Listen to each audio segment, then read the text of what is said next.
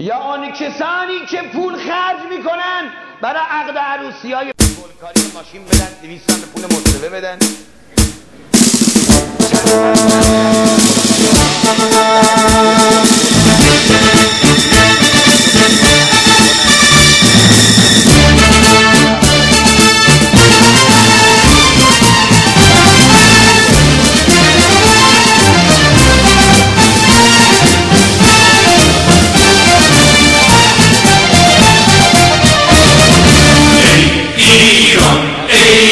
پرگوهر ای خاکت سرچشمه هنر، دور از تو اندیشه بدان، آینده مانی تو جاودان.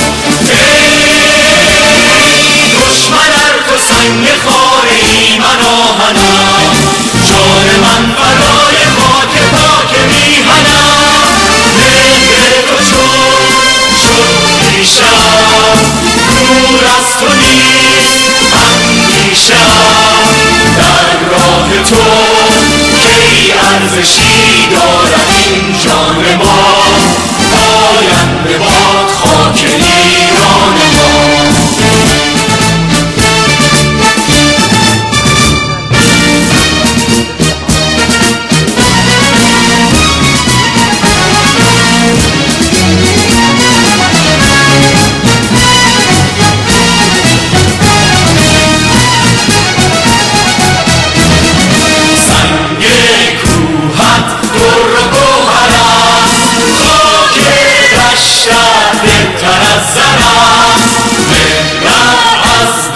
کی برون کنم برگو بیمه تو چون کنم. تو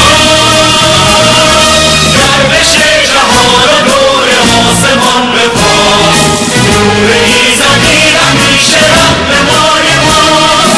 مهر تو چون شد پیشم، دور از تو نیست اندیشم، در راه تو کی ارزشی دارد این جان ما، آینده باد خاک ایران ما.